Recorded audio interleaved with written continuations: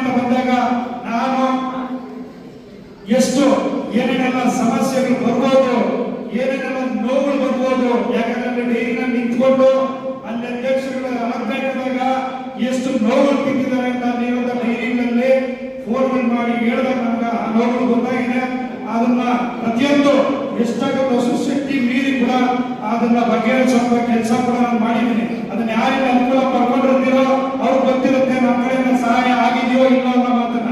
ಸಹಾಯ ಆಗಿದೆಯೋ ಇಲ್ವೋ ಆಗಿರೋದು ಬಾಯಿ ಕೇಳಬೇಕು. ಇಲ್ಲ ಅಂತಂದ್ರೆ ನೀವು ಮಾಡಿಸ್ಕೊಂಡಿರೋ ಒಂದು ಸಹಾಯಕ್ಕೆ ಖಂಡಿತ ಹೇಳ್ತಿದ್ದೀನಿ ಭಗವಂತ ಒಳ್ಳೇದ ಮಾಡಲ್ಲ ಅನ್ನೋ ಮಾತು ಹೇಳಿ. ಸಹಾಯ ಆಗಿದೆಯೋ ಆಗಿಲ್ವೋ? ಆಗಿದ್ಯಾ? ಇದು ಇದಿದ್ರೆ ಖಂಡಿತ ಹೇಳ್ತಿದ್ದೀನಿ ಭಗವಂತ ಒಳ್ಳೇದು ಮಾಡ್ತಾನೆ. ಕಾಂಗ್ರೆಸ್ ಪಕ್ಷ ಅಂದ್ರೆ ನನ್ನ ತಾಯಿ ಇದ್ದಂಗೆ.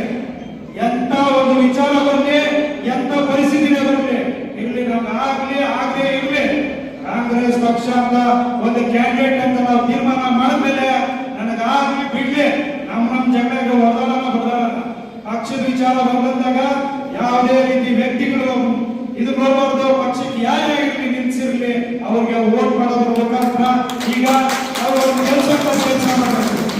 ಹೌದಲ್ವಾ? ಈಗ ಎಲ್ಲರೂ ಹೇಳಿದಾರಲ್ವಾ, ನೀವು ಅದೇ ಮಾತು ಹೇಳ್ತಾ ಇದ್ದೀರಲ್ವಾ, ಅದೇ ಮಾತನ್ನು ಇಟ್ಕೊಂಡ್ರೆ ಇಲ್ಲಿ ಕಾಂಗ್ರೆಸ್ ಪಕ್ಷ ಶಿಡ್ಲಘಟ್ಟ ವಿಧಾನಸಭಾ ಕ್ಷೇತ್ರದ ಕಾಂಗ್ರೆಸ್ ಭದ್ರಕೋಟೆ ಹಿಂದೆ ಮುನಿಯಪ್ಪನವರ ಕಾಲದಿಂದ ಅದನ್ನ ಕಟ್ಕೊಂಡು ಬಂದಿದ್ದಾರೆ. ಅದನ್ನ ಮುಂದೆ ಹಾಗೆ ಉಳಿಸ್ಕೊಂಡು ಹೋಗುವಂತ ಕೆಲಸವನ್ನು ನಾವು ಮಾಡೋಣ. ನಾನು ಹೇಳೋದೇನು ಅಂದ್ರೆ ರಾಜಕೀಯ ಮಾಡಬೇಕು ಅಂತ ಬಂದಾಗ ಏನೇ ಇರಲಿ ಎದುರು ಬದಲು ಹಿಂದೆ ಒಂದು ಮುಂದೆ ಒಂದು ಬೇಡ. ಕ್ಯಾಂಡಿಡೇಟ್ ನ ಮುಂದೆ ನಿಲ್ಸೋದು ಹಿಂದೆ ಚೂರಿ ಹಾಕೋ ಕೆಲಸ ಮಾಡಬಾರ್ದು. ಇಲ್ಲಿ ಏನೇ ಇರ್ಲಿ ಎದುರುಗಡೆ ಬರ್ಲಿ ಬಂದಾಗ್ಲಿ ಕಾಂಗ್ರೆಸ್ ಇಲ್ಲಿ ಬಂದು ನಿಂತ್ಕೊಳ್ಳೋಪ್ಪ ಅನ್ನೋದು ಹಿಂದೆ ಚೂರಿ ಹಾಕೋ ಕೆಲಸ ಮಾಡೋದು ಯಾರು ಹೋಗಿ ಆ ಕೆಲಸ ಮಾಡಬಹುದು. ಅವಾಗ ಏನಿದೆ ಕಾಂಗ್ರೆಸ್ ಪಕ್ಷ ಅಂದ್ರೆ ತಾಯಿ ಇದ್ದಂತೆ. ಯಾರ ತಾಯಿ? ನನ್ಗೊಬ್ಬಳಿಗೆ ತಾಯಿ ಅಲ್ಲ, ನಿಮ್ಗೆಲ್ರಿಗೂ ನಮ್ಮ ಕಾಂಗ್ರೆಸ್ ಮುಖಂಡರು ಎಲ್ರಿಗೂ ತಾಯಿ ಇದ್ದಂತೆ. ಚುನಾವಣೆ ಬಂದ್ರೆ ಕಾಂಗ್ರೆಸ್ ಪಕ್ಷ ನನ್ನ ತಾಯಿ ಅಂತ ತಿಳ್ಕೊಬೇಕು. ಏನೋ ನಮ್ಮ ವ್ಯಕ್ತಿಗತವಾಗಿ ನಮ್ಮ ಪ್ರತಿಷ್ಠೆಗೋಸ್ಕರ ತನ್ನ ತಾಯಿನ ಬೇರೆ ಪಕ್ಷದವ್ರ ಜೊತೆ ಮಲಗಿಸೋಂತ ಕೆಲಸ ಮಾಡಬಹುದು. ಈ ಮಾತಾಡೋದಕ್ಕಿಂತ ಮಾತಾಡೋದು ಗೊತ್ತಿಲ್ಲ, ಆದ್ರೂ ಹೇಳ್ತಿದ್ದೀನಿ ನನಗೇನಾಗಿದೆ ಅಂದ್ರೆ ನೋವು ನಾನು ನೋಡಿದ್ದೀನಿ. ಈಗ ನಮ್ಮ ಚುನಾವಣೆಗಳು ಹಿಂದೆ ಸಾಲ ನಡೆದಿದ್ರು, ಇನ್ನು ಮುಂದೆ ನಾವು ಕರೆಕ್ಟ್ ನಡೆಸ್ಕೊಂಡು ಹೋಗುವಂತ ಕೆಲಸ ಮಾಡೋಣ. ಈಗ ಡೈರಿ ಚುನಾವಣೆಗಳು ಬರ್ತಾ ಇದ್ದಾವೆ. ಆ ಡೈರಿನಲ್ಲಿ ಈಗ ಏನಿದೆ ಎಲ್ಲ ಮುಖಂಡರಲ್ಲಿ ಕೂತಿದ್ದೀವಿ. ಕಾಂಗ್ರೆಸ್ ಪಕ್ಷದಿಂದ ಯಾರೇ ಅಭ್ಯರ್ಥಿಗಳಾಗಲಿ ಈಗ ಕೆಲವ್ರಿಗೆ ಏನಾಗಿತ್ತು, ಬರೀ ಈಗ ಒಂದು ಕ್ಷೇತ್ರ ಇಲ್ಲ, ಮೊದಲಿದ್ದು ನಮ್ದು ಶಿಡ್ಲಘಟ್ಟ ವಿಧಾನಸಭಾ ಕ್ಷೇತ್ರದಂತೆ ಅಂತ ಒಂದೇ ಕ್ಷೇತ್ರ ಇದ್ದಿದ್ದು. ಆ ಕ್ಷೇತ್ರದಲ್ಲಿ ಸುಮಾರು ಮುನಿಯಪ್ಪನವರು ಸುಮಾರು 30-35 ವರ್ಷಗಳ ಕಾಲ ಅವ್ರ ಪಾಪ ಕೆಲಸ ನಿರ್ವಹಿಸಿಕೊಂಡು ಬಂದ್ರು. ಈ ಸಾರಿ ಚುನಾವಣೆಗಳು ನಡೀಬೇಕಾದ್ರೂ ಕೂಡ ಅವ್ರಿಗೆ ಅಷ್ಟು ವಯಸ್ಸಾಗಿದ್ರು ಕೂಡ ರಾತ್ರಿ 12 ಗಂಟೆ ರಾತ್ರಿನೇ ಡೈರಿ ಚುನಾವಣೆಗಳು ನಡೀತಾ ಇದೆ, ಹೋಗ್ಬೇಕು, ನಮ್ಮ ಕಡೆಯಿಂದ ಏನೋ ಆರ್ಥಿಕವಾಗಿ ಸಹಾಯ ಮಾಡ್ತಾ ಇದ್ದೀವಿ, ಕೊಡಬೇಕು ಅನ್ನೋ ಮಾತನ್ನ ನಮ್ಮ ಕಡೆಯಿಂದ ಆದ ಸಹಾಯ ಮಾಡಿದ್ದೀವಿ. ಪಾಪ ಅವರು ಕೈಯಿಂದ ಹಾಕಿದ ಸಹಾಯ ಮಾಡಿದ್ದಾರೆ. ಅದರೊಟ್ಟಿಗೆ ಸೀನೋನವರು ಕೂಡ ಒಂದಷ್ಟು ಸಹಾಯ ಮಾಡಿದ್ದಾರೆ. ಅದರಲ್ಲಿ ವಿಶೇಷವಾಗಿ ಏನೇ ಸಮಸ್ಯೆಗಳಿದೆ ಅಂದ್ರೂ ಕೂಡ ಸುಮಾರು ನನಗೆ ನಮ್ಮ ಕೋಆಪರೇಟಿವ್ ಮಿನಿಸ್ಟರ್ ರಾಜಣ್ಣ ಅವರು ತುಂಬಾ ಸಹಾಯ ಮಾಡಿದ್ರು. ಹೇಳಿದ್ರು ಇಡೀ ರಾಜ್ಯದಲ್ಲೇ ಎಲ್ಲೂ ಕೂಡ ನಾವುಗಳು ಯಾರು ಅಷ್ಟೊಂದು ನಾಮಿನಿಗಳು ಮಾಡಲಿಲ್ಲ ನಾವು ಅಂತ. ಒಂದೇ ದಿನ 103 ನಾಮಿನಿಗಳು 103 ಡೈರಿಗೆ ನಾಮಿನಿಗಳು ಸೈನ್ ಮಾಡಿಕೊಂಡು ನಾಮಿನಿ ಮಾಡಿಸ್ತಾರೆ. ಆ ನಾಮಿನಿಗಳಿಂದ ಎಷ್ಟೋ ಡೈರಿಗಳು ಈಗ ಎಕ್ಸಾಂಪಲ್ ಹೇಳ್ತಿದ್ದೀನಿ. ಈಗ ಬಸವಪಟ್ಟಣದಲ್ಲಿ ಆ ಈಕ್ವಲ್ ಬಂದ್ಬಿಟ್ರು, ನಮ್ಮ ನಾಮಿನಿ ಬಂತು. ನಾಮಿನಿ ಬಂದಿದ್ರಿಂದ ಅಲ್ಲಿ ಬಸವಪಟ್ಟಣ ಬೇರೆ ಕೊಡೋಣ ಗೆಲ್ಲಕ್ಕಾಯ್ತು. ಏನ ಆಯ್ತಾ ಇಲ್ಲ ಆಯ್ತಲ್ವಾ? ಹಂಗೆ ಈಗ ಡೈರಿ ನಾಮಿನಿಗಳಿಂದ ತುಂಬಾ ಸಹಾಯ ಆಯ್ತು. ನಾವು ಸೋತಿರ್ಬೋದು, ಆದ್ರೂ ಕೂಡ ಎಲ್ಲೂ ಮಲ್ಕೊಂಡು ಬಂದಿರ್ಲಿಲ್ಲ, ಎಲ್ಲೂ ಮಲಗಿರ್ಲಿಲ್ಲ. ಎಲ್ಲೂ ಕೂಡ ನಮ್ಮ ಕಾಂಗ್ರೆಸ್ ಪಕ್ಷದವರು ಬಂದಾಗ ಖಂಡಿತ ಹೇಳ್ತಿದ್ದೀನಿ, ಇಲ್ಲಿ ನಾನು ಯಾವುದೇ ಪರಗಿನ ನೋಡ್ಲಿಲ್ಲ. ನಾನು ಇಲ್ಲಿ ಸುಮಾರಿದ್ದಾರೆ. ಈಗ ಕೆಲವು ವಿಚಾರಗಳು ಬಂತು. ಮೊನ್ನೆ ಗಾಂಧಿನಗರದ ಒಂದು ಸಮಸ್ಯೆ ಬಂತು. ಈಗ ಇರ್ಲಿ ಅವ್ರ ಹಿಂದೆ ಕೂರಿಸ್ಕೊಂಡಿದ್ದವರು ಪುಟ್ಟಣ್ಣವ್ರ ಜೊತೆ ಕೂರಿಸ್ಕೊಂಡಿದ್ರು. ಆದ್ರೂ ಕೂಡ ನಮ್ಮವ್ರಿಗೂ ಬಂದ್ರು ಹಿಂಗ್ ಸಹಾಯ ಮಾಡ್ಬೇಕಲ್ಲ ಅಂತಂದಾಗ ಕಾಂಗ್ರೆಸ್ ಪಕ್ಷ ಅಂತಂದ್ರೆ ಅದು ನನ್ನ ಬಣ ನಮ್ಮ ಬಣ. ಆದ್ರೂ ಕೂಡ ಎಲ್ಲರೂ ಪ್ರತಿಯೊಂದು ಎಲ್ಲೇ ನಾಮಿನಿ ಕೇಳಿರ್ಲಿ ಅಂತ ಕಡೆ ನಾಮಿನಿ ಮಾಡಿಸಿದೀವಿ. ನಮ್ಮ ಕೈಲಾದಷ್ಟು ಹೋರಾಟ ಮಾಡಿದೀವಿ. ಇರ್ಲಿ ಅವ್ರಿಗೇನೋ ಒಂದು ನಮ್ಮ ವಿರೋಧಿ ಯಾರು ಅಂತಂದ್ರೆ ಈಗ ಬಿಜೆಪಿ ಜೆಡಿಎಸ್ ಮತ್ತೆ ಬಿಜೆಪಿ ಅವರು ನಮ್ಮ ವಿರೋಧಿ ಬಣ. ಅವ್ರು ನಮ್ಮ ಮಟ್ಟ ಹಾಕಕ್ಕೆ ಏನ್ ಮಾಡಕ್ಕೂ ನಾವು ಸಿದ್ಧ ಇರ್ತೀವಿ ಅನ್ನೋ ಮಾತನ್ನ ಹೇಳಕ್ ಇಷ್ಟಪಡ್ತೀನಿ. ಈಗ 101 ಡೈರಿ ವಿಚಾರ ಹೇಳಿದ್ರೆ ಅದಾದ ನಂತರ ಮೊನ್ನೆ ಕೊನೆಯ ಗಳಿಗೆಯಲ್ಲೂ ಕೂಡ ಸುಮಾರು ಡೈರಿ ರಾಜಣ್ಣ ಅವರು ಅಲ್ಲಿ ಕೋಆಪರೇಟಿವ್ ಮಿನಿಸ್ಟ್ರು ಅವರು ಕರ್ನಾಟಕದಿಂದ ಹೇಳ್ಬಿಟ್ರು. ಆಮೇಲೆ ಅದನ್ನ ಮುಖ್ಯಮಂತ್ರಿಗೆ ಕೊಟ್ಟರು ಆ ಜವಾಬ್ದಾರಿನ. ಮುಖ್ಯಮಂತ್ರಿಗಳ ಹತ್ರ ಹುಡ್ಕೊಂಡ್ಬಿಡ್ತಾ ಪೋರ್ಟ್ಫೋಲಿಯೋ. ಮುಖ್ಯಮಂತ್ರಿಗಳು ಭೇಟಿ ಮಾಡಿ ಒಂದು ನಾಮಿನಿ ಮಾಡಿಸ್ಕೊಂಡು ಬರ್ಬೇಕು. ಭೇಟಿ ಮಾಡ್ಬೇಕಂತಂದ್ರೆ ಅಷ್ಟು ಈಸಿ ಅಲ್ಲ, ನಿಮ್ಗೆಲ್ಲ ಗೊತ್ತಿರ್ತದೆ. ಚೀಫ್ ಮಿನಿಸ್ಟರ್ ಭೇಟಿ ಮಾಡಿ ಒಂದು ನಾಮಿನಿ ಮಾಡಿಸ್ಕೋಬೇಕು ಅಂತಂದ್ರೆ ಅಷ್ಟು ಈಸಿ ಅಲ್ಲ. ಆದರೂ ಕೂಡ ಕೊನೆಗಳಿಗೆಲ್ಲೂ ಸುಮಾರು ಒಂದು 30-35 ನಾಮಿನಿಗಳು ಮಾಡಿದ್ವಿ. ಆ ಡೈರಿಗಳಲ್ಲಿ ಉಪಯೋಗ ಅದರಲ್ಲೂ ಕೂಡ ಆಗಿ ನಮ್ಮವರಿಗೆ ಡೆಲಿಗೇಷನ್ಸ್ ಬರೋದಕ್ಕೂ ಕೂಡ ಅನುಕೂಲ ಆಗಿದೆ. ಹಂಗಾಗಿ ಇವತ್ತು ಡೈರಿಗಳ ವಿಚಾರದಲ್ಲಿ ಒಂದು ಕಾನ್ಫಿಡೆನ್ಸ್ ಇದೆ. ಈಗಾಗಲೇ ಹೇಳ್ತಿದ್ರೆ ಯಾರು ನಿಂತ್ಕೊಳ್ಳೋದು ಭಯ ಆಗ್ತಿದೆ ಅಂತ ಯಾವುದೇ ಭಯವೂ ಇಲ್ಲ. ಎಲ್ಲರೂ 100% ನಿಂತ್ಕೋತಾರೆ. ಈಗ ನಮ್ಮಲ್ಲಿರೋದು ಕ್ಷೇತ್ರಗಳು 1, 2 ಅಲ್ಲ, ಟೋಟಲ್ ನಮ್ಮ ಕಣ್ಮುಂದೆ ಇರೋದು ಒಟ್ಟು 6 ಕ್ಷೇತ್ರ. ಇಲ್ಲಿ 6 ಕ್ಷೇತ್ರ ಇದೆ. ಮೊದಲೆಲ್ಲ ನಾವು 1, 2 ಅಂತ ಇದ್ದೀವಿ. ಪಾಪ ಕಡೆ ನಿಂತ್ಕೊಳ್ಳೋದು ಏನಾಗಬೇಕು ಅವ್ರ ವಿಚಾರನೂ ಹೇಳ್ಬೇಕು. ನಾವು ಇಲ್ಲಿರೋದು ಜಂಗಮಕೋಟೆ ಕ್ಷೇತ್ರ, ಶಿಡ್ಲಘಟ್ಟ, ಆಮೇಲೆ ಆ ಕಡೆ ಗುಡಿಬಂಡೆ, ಬಾಗೇಪಲ್ಲಿ, ಚೇಳೂರು ಕ್ಷೇತ್ರ, ಅದ್ರ ಒಟ್ಟಿಗೆ ಒಂದು ಮಹಿಳಾ ಕ್ಷೇತ್ರ ಹೊಂದಿರುತ್ತೆ. ಹಂಗಾಗಿ ಅದಕ್ಕೆ ಈಗಾಗಲೇ ಡೆಲಿಗೇಟ್ಸ್ ಎಲ್ಲ ಆಗಿದ್ದಾವೆ. ಅದಕ್ಕೆ ಯಾರೆಲ್ಲ ಅಭ್ಯರ್ಥಿಗಳು ಆಗ್ತಾರೆ ಅವ್ರನ್ನೆಲ್ಲ ನಾವೆಲ್ಲ ಮುಖಂಡರೊಟ್ಟಿಗೆ ನಮ್ಮ ಡೆಲಿಗೇಟ್ಸ್ ಕೂರಿಸ್ಕೊಂಡು ಇವತ್ತು ಬರೀ ಡೆಲಿಗೇಟ್ಸ್ ಮಾತಾಡ್ಕೊಂಡು ಡೆಲಿಗೇಟ್ಸ್ ಹೋಗಿ ಏನೋ ಒಂದು ಅರ್ಥ ಕಾಸು ಕೊಟ್ಟು ಕೆಲಸ ಮಾಡ್ಕೊಳ್ಳೋದಲ್ಲ. ಕಾಂಗ್ರೆಸ್ ಪಕ್ಷ ಇದು.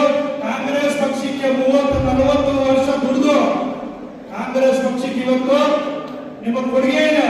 ಭೀಮನಪ್ಪನವ್ರನ್ನ, ಒಂದು ಸಣ್ಣ ರೈತರನ್ನ ಇವತ್ತು ಈ ರಾಜ್ಯದಲ್ಲಿ ನೋಡೋದು ಯಾರು? ಇಲ್ಲಿರುವಂತಹ ಕಾಂಗ್ರೆಸ್ ಎಲ್ಲ ಮುಖಂಡರುಗಳು. ಅಂದ್ರೆ ಇವತ್ತು ಡೆಲಿಗೇಟ್ಗೆ ಯಾರ್ಯಾರು ಡೈರಿ ನಿಂತಾರಂತ ಇರ್ಬೋದು ಅಂತ ಡೈರಿಗಳನ್ನ ಗೆಲ್ಲಬೇಕಂದ್ರೆ ಆ ಡೆಲಿಗೇಟ್ ಒಟ್ಟಿಗೆ ನಮ್ಮಿರುವಂತಹ ಕಾಂಗ್ರೆಸ್ ಎಲ್ಲ ಕಾರ್ಯಕರ್ತರು ಮುಖಂಡರುಗಳು ಬಹಳನೇ ಮುಖ್ಯ. ಈಗಿಲ್ಲಿ ನಮ್ಮಲ್ಲಿ ಶಿಡ್ಲಘಟ್ಟ ವಿಧಾನಸಭಾ ಕ್ಷೇತ್ರದಾದ್ಯಂತ ಚಿಲಕಲೂರು ಹೋಬಳಿ ಸೇರಿದಂತೆ ಒಟ್ಟಿಗೆ 500 ಹೆಚ್ಚಿಗೆ ಇರುವ ಹಿರಿಯ ಮುಖಂಡರಿದ್ದಾರೆ. ಕಾಂಗ್ರೆಸ್ 30-40 ವರ್ಷ ಕೆಲಸ ಮಾಡುವಂತ ಮುಖಂಡರಿದ್ದಾರೆ. ಒಬ್ಬೊಬ್ಬರು ಒಂದೊಂದು ಡೆಲಿಗೇಟ್ ನ ಕಂಟ್ರೋಲ್ ಅಲ್ಲಿ ಇಟ್ಕೊಂಡು ಕಾಂಗ್ರೆಸ್ ವೋಟ್ ಹಾಕಿದ್ದೆ ಆದ್ರೆ ಖಂಡಿತ ಹೇಳ್ತಿದ್ದೀನಿ, ಇಲ್ಲಿ 6ಕ್ಕೆ 6 ಕೂಡ ಗೆಲ್ತೀವಿ. 6ಕ್ಕೆ 6 ಗೆಲ್ತೀವಿ. ಯಾವುದೇ ಕಾರಣಕ್ಕೂ ತನ್ನ ಪ್ರತಿಷ್ಠೆ ತಗೊಳ್ಳೋದು, ಅವನು ಅವ್ರ ಕ್ಯಾಂಡಿಡೇಟ್ ಹಾಕ್ಬೇಡ್ರಿ ಅನ್ನೋದು ಅಂತ ಕೆಲಸ ಯಾವುದೇ ಕಾರಣಕ್ಕೂ ಮಾಡಬಾರ್ದು. ತನ್ನ ತಾಯಿ ಪಕ್ಕದಲ್ಲಿ ಹೇಳ್ತಿದ್ದೀನಿ, ಇನ್ನೊಬ್ಬರು ಎದುರೇಳ್ತಿದ್ದ ಅವರಿಗೆ ತಿರುಗಿ ಮತ್ತೆ ಬರೋದು ಬೇಡ. ನಮ್ಮ ಪಕ್ಷ ನಾವು ಉಳಿಸ್ಕೊಳ್ಳೋಣ. ಯಾವುದೇ ಕಾರಣಕ್ಕೂ ಈಗಿಲ್ಲಿ ನಮ್ಮ ಚುನಾವಣೆ 2028 ಆಮೇಲೆ ಏನೇ ಆಗಲಿ ಎದುರಿಸೋಣ. ಕಾಂಗ್ರೆಸ್ ಪಕ್ಷದಿಂದ ಎಂತದ ಪರಿಸ್ಥಿತಿ ಬಂದ್ರು ಏನ್ ಮಾಡ್ಬೇಕು, ನೀವೆಲ್ಲ ಇದ್ರೆ ತೀರ್ಮಾನ ತಗೊಳ್ಳಕ್ಕೆ ತೀರ್ಮಾನ ನೀವೇನ್ ತಗೊಂಡ್ರೆ ಅದೇನೆ. ಕಾಂಗ್ರೆಸ್ ಪಕ್ಷಕ್ಕೆ ನಾವು ಯಾವತ್ತೂ ಕೂಡ ಶಿಸ್ತಿನ ಸಿಪಾಯಿ. ಕಾಂಗ್ರೆಸ್ ಪಕ್ಷದಿಂದ ಏನೇ ತೀರ್ಮಾನ ತಗೊಂಡ್ರು ಅದಕ್ಕೆ ನಾವು ಬದ್ಧವಾಗಿರ್ತೀವಿ. ನಾನು ಇನ್ನೂ ಅಷ್ಟೇ ಹೇಳೋದು, ಯಾರು ನಾವು ಕ್ಯಾಂಡಿಡೇಟ್ ಹಾಕಿದ್ಮೇಲೆ ಮತ್ತೆ ಇನ್ನೊಬ್ರು ಹೋಗೋದು, ಇಂಡಿಪೆಂಡೆಂಟ್ ಆಗಿ ಆಗೋದು, ಮತ್ತೊಂದು ಯಾವುದೇ ಕಾರಣಕ್ಕೂ ಈ ಡೈರಿ ಚುನಾವಣೆಗಳಲ್ಲಿ ಮಾಡಬಾರ್ದು ಅನ್ನೋ ಮಾತನ್ನು ಕೂಡ ಹೇಳ್ತಿದ್ದೀನಿ. ಅದಕ್ಕೆ ಇವತ್ತೊಂದು ಮೀಟಿಂಗ್ ಕರೆದಿದ್ದೀವಿ. ಹಂಗೇನಾದ್ರು ಇದ್ರೆ ಈಗ ಮತ್ತೆ ಯಾರೆಲ್ಲ ಆಸ್ಪಿರೆಂಟ್ಸ್ ಇದೀವಿ ಇಲ್ಲಿ 3-4 ಜನ ಇರ್ಬೋದು, ಒಂದೊಂದು ಕ್ಷೇತ್ರಕ್ಕೆ ಕೂತ್ಕೊಂಡು ತೀರ್ಮಾನ ಮಾಡೋಣ. ಕಾಂಗ್ರೆಸ್ ಇಂದ ಒಬ್ಬರನ್ನೇ ಅಭ್ಯರ್ಥಿಯಾಗಿ ಮಾಡೋಣ. ಈಗ ಏನಾಗುತ್ತೆ, ನಮ್ಮ ತಾಲೂಕಲ್ಲಿ ಇದು ಗೊಂದಲ ಇರೋದಕ್ಕೆ ಹೇಳ್ಕೋಬೇಕು, ಹೇಳಿಲ್ಲ ಅಂದ್ರೆ ಆಗಲ್ಲ. ಈಗೆಲ್ಲೋ ನಮ್ಮ ಜಿಲ್ಲಾ ಉಸ್ತುವಾರಿ ಮಂತ್ರಿಗಳಿರ್ತಾರೆ, ಎಲ್ಲೋ ಕೂತ್ಕೊಂಡು ಹೇಳ್ತಾರೆ ಹೇಗೆ ಕ್ಯಾಂಡಿಡೇಟ್ ಅಂತ. ಇನ್ನು ಬರ್ಬೇಕು, ಇಲ್ಲ ಮೀಟಿಂಗ್ ಮಾಡಬೇಕು, ಯಾರಾಗಿಲ್ಲಿ ಕ್ಯಾಂಡಿಡೇಟ್ ಹೇಳ್ಬೇಕು. ಈಗ ಶಶಿಧರ್ ಮುನೇಕರ್ ಇರ್ಬೋದು, ಎಲ್ಲೋ ಕೂತ್ಕೋತಾರೆ, ನಾನ್ ಕ್ಯಾಂಡಿಡೇಟ್ ಅಂತಾರೆ. ಬೇಡ, ಈಗ ಹೇಳಿದ್ವಿ ಎಲ್ಲ ಒಂದ್ ಕಡೆ ಸೇರ್ಕೊಂಡು ಈ ರೀತಿ ಕೂತ್ಕೊಂಡು ಯಾರೋ ತೀರ್ಮಾನ ಮಾಡಿದ್ರೆ ಈಗ ಗೊಂದಲ ಯಾವ್ದು ಇರೋದಿಲ್ಲ. ಹಂಗಾಗಿ ಹೇಳ್ತಿದ್ವಿ ಇವತ್ತು ಆ ವಿಚಾರವಾಗಿ ನಾವು ಸೀನಣ್ಣವ್ರಿಗೆ ಹೇಳಿದ್ವಿ. ಸೀನಣ್ಣವ್ರಿಗೆ ಅವ್ರಿಗೆಲ್ಲರೂ ಹೇಳ್ಕೊಂಡು ಯಾರು ಬೇಕಾ ಸೇರಿಸ್ಕೊಳ್ಳಿ ಅಂತ. ಅದಕ್ಕೆ ಇವತ್ತೆಲ್ಲರಿಗೂ ಸೇರಿಸ್ಕೊಂಡಿದ್ದೀವಿ. ಹಂಗಾಗಿ ಯಾವುದೇ ಗೊಂದಲ ಕೂತ್ಕೊಂಡು ಯಾರ ಅಭ್ಯರ್ಥಿಗಳು ಅನ್ನೋ ಮಾತನ್ನ ತೀರ್ಮಾನ ಮಾಡಿ ಅಪ್ಲಿಕೇಶನ್ಸ್ ಅವ್ರು ಹಾಕಿಸ್ಬಿಟ್ಟು ಮತ್ತೆ ಇನ್ನೊಂದ್ಸರಿ ಡೆಲಿಗೇಟ್ಸ್ ಎಲ್ಲರೂ ಸೇರಿಸ್ಕೊಂಡು ಮೀಟಿಂಗ್ ಮಾಡೋಣ. ಪರ್ಸನಲ್ ಆಗಿ ಯಾರಿಗೆ ಯಾವ ರೀತಿ ವೋಟ್ ಹಾಕ್ಬೇಕು ಅನ್ನೋದ್ರ ಬಗ್ಗೆ ತಿಳಿಯೋಣ. ಒಟ್ಟಾರೆ ಏನೇ ಆಗಲಿ ನಾವೆಲ್ಲರೂ ಕೂಡ ಇದೇ ರೀತಿ ಒಗ್ಗಟ್ಟಾಗಿ ಬರುವಂತ ಎಲ್ಲ ನಮ್ಮ ಸ್ಥಳೀಯ ಚುನಾವಣೆಗಳು, ಈಗ ಡೈಲಿ ಚುನಾವಣೆಗಳು ನಡೀತಾ ಇದೆ. ನೆಕ್ಸ್ಟ್ ಗ್ರಾಮ ಪಂಚಾಯತಿ, ಜಿಲ್ಲಾ ಪಂಚಾಯತಿಗಳು ಎದುರು ಬಾಗಿಲಲ್ಲೇ ಕಾಯ್ತಾ ಇದ್ದಾವೆ. ಇದಾಗಿದ ತಕ್ಷಣ ಅವು ಕೂಡ ಬರ್ತಾ ಇದ್ದಾವೆ. ಇವೆಲ್ಲದಕ್ಕಿಂತ ಹೆಚ್ಚಿಗೆ ಗ್ರಾಮ ಪಂಚಾಯತಿ ಚುನಾವಣೆಗಳನ್ನ ಎದುರಿಸಲೇಬೇಕು. ಅವಾಗ ಬುಲೆಟ್ ಹೇಳ್ತಿದ್ರು, ಅಲ್ಲೇನಾಗ್ಬಿಟ್ಟಿದೆ, ಹೊಸಪೇಟೆ ಪಂಚಾಯತಿನಲ್ಲಿ ಇಡೀ ನಮ್ಮ ಶಿಡ್ಲಘಟ್ಟ ತಾಲೂಕಾಗಷ್ಟು ಜನ ಅದೊಂದೇ ಪಂಚಾಯತಿ ಹೇಳಿರಲಿಲ್ಲ. ಪ್ರತಿಷ್ಠೆ ತಗೊಂಡು ಕೊನೆಗೆ ಅಲ್ಲಿ ಸೋತು ಏನಾಗಿದ್ರೆ ಹೊಸಪೇಟೆ ಪಂಚಾಯತಿ ಬಾಗಿಲು ಹೋಗಬೇಕಾಗ್ತದೆ ಪರಿಸ್ಥಿತಿ ಆಗ್ಬಿಟ್ಟಿದೆ. ಅದಕ್ಕೋಸ್ಕರ ಹೇಳ್ತಿದೀವಿ, ಯಾರು ಕೂಡ ಇಲ್ಲಿ ನಮ್ಮ ಪಕ್ಷ ಹೊತ್ತು ನಮ್ಮ ಅಧ್ಯಕ್ಷರಾಗೋದಾಗ ಯಾರಾಗಿರ್ಲಿ ನಮ್ಮ ಪಕ್ಷ ಅಧಿಕಾರ ಬರಬೇಕು. ಅದಕ್ಕೆ ಹೇಳ್ತೀನಿ, ಪಕ್ಷದಿಂದ ಯಾರೇ ಅಭ್ಯರ್ಥಿ ಆಗಿರ್ಲಿ ಅವ್ರು ನಮ್ಮ ಅಭ್ಯರ್ಥಿ ಅನ್ಕೊಂಡು ಗೆಲ್ಸೋದಕ್ಕೆ ನಾವೆಲ್ಲ ಏನು ಶ್ರಮ ವಹಿಸ್ಬೇಕು ವಹಿಸೋಣ. ಅದೇ ರೀತಿ ಇವತ್ತು ಅಭ್ಯರ್ಥಿ ಯಾರು ಆಗ್ಬೇಕು ಅಂತಿದ್ದೀರಿ ಅವ್ರಿಗೆಲ್ಲ ಒಂದು ಕಿವಿ ಮಾತು ಹೇಳಕ್ ಇಷ್ಟಪಡ್ತೀನಿ. ಬರೀ ಒಂದು ಅಭ್ಯರ್ಥಿಗಳಾಗೋದು, ಓಟ್ ಹಾಕ್ಸ್ಕೊಳ್ಳೋದು, ಆಮೇಲೆ ನಿಮ್ ಕೆಲಸ ನೀವು ಮಾಡ್ಕೊಳ್ಳೋದಲ್ಲ. ಮೊದಲನೇ ಪ್ರಾಶಸ್ತ್ಯ ನಮ್ಮ ಶಿಡ್ಲಘಟ್ಟ ವಿಧಾನಸಭಾ ಕ್ಷೇತ್ರಕ್ಕೆ ಕೊಡ್ಬೇಕು. ಯಾರೇ ಡೈರಿಗಳಲ್ಲಿ ನೀವು ಡೈರೆಕ್ಟರ್ ಆಗಿ ನಮ್ಮವರು ಅಪಾಯಿಂಟ್ ಆಗಿದ ತಕ್ಷಣ ಏನೇ ಇರಲಿ ಅಲ್ಲೊಂದು ಕೆಲಸ ಕಾರ್ಯಗಳು ಅಲ್ಲಿ ಕೆಲಸಗಳಿಗೆ ಸೇರಿಸೋದಿರ್ತದೆ. ಮೊದಲನೇ ಪ್ರಾಶಸ್ತ್ಯ ನಮ್ಮ ತಾಲೂಕುವರಿಗೆ ಕೊಡಬೇಕು. ಯಾರೇ ಆಗಲಿ ಡೈರೆಕ್ಟರ್ಗಳು, ನಾನು ಹೇಳ್ತಿರೋದೇನು, ನೀವು ಓಟ್ ಹಾಕ್ಸ್ಕೊಳ್ಳಕ್ಕೆ ನಮ್ಮಬೇಕು, ಕೆಲಸ ಮಾಡ್ಕೊಳಕ್ ಬೇರೆ ಬೇಕು. ನಾವು ಮಾತನ್ನ ಖಂಡಿತ ಹಿಂದೆ ಏನಾಗಿಲ್ಲ ಇನ್ನು ಮುಂದೆ ಪ್ರಯಾರಿಟಿ ಕೊಡಬೇಕು ನಮ್ಮವರಿಗೆ. ಯಾಕಂದ್ರೆ ಇವತ್ತು ಇಷ್ಟೆಲ್ಲ ಹೊರಡ್ಕೊಂಡು ಓಟ್ ಹಾಕಿ ಗೆಲ್ಲಿಸ್ತೀವಿ, ನಾಳೆ ದಿನ ಗೆದ್ದವರು ಎಲ್ಲ ಕುತ್ಕೊಂಡು ನಾಳೆ ಚುನಾವಣೆಗೆ ಮತ್ತೆ ಡೈರಿ ನಾರ್ಮಲ್ ಊರು ಡೈರಿ ಚುನಾವಣೆಗಳು ಬರ್ತವೆ. ಅವ್ರ ಕಷ್ಟ ಇರಲಿ ಸುಖ ಇರಲಿ ಅವ್ರ ಒಟ್ಟಿಗೆ ನಿಲ್ಬೇಕು. ಅದು ಈಗ ಬಂದ್ಬಿಟ್ಟು ಬರೀ ಕೆಲಸ ಗೆದ್ಕೊಂಡು ಹೋಗ್ಬಿಡೋದು ಮಾತು ಯಾರು ಕೂಡ ಮಾಡಬಾರ್ದು. ಏನೇ ಆಗಲಿ ಪಕ್ಷದಿಂದ ಇವತ್ತು ನಿಂತಿದ್ದೀವಿ, ಪಕ್ಷದಿಂದ ಗೆದ್ದಿದ್ದೀವಿ, ಪಕ್ಷ ತಾನು ಕೊಟ್ಟಿದ್ದಕ್ಕೋಸ್ಕರನೇ ಗೆದ್ದಿರೋದು ಪಕ್ಷದಿಂದನೇ.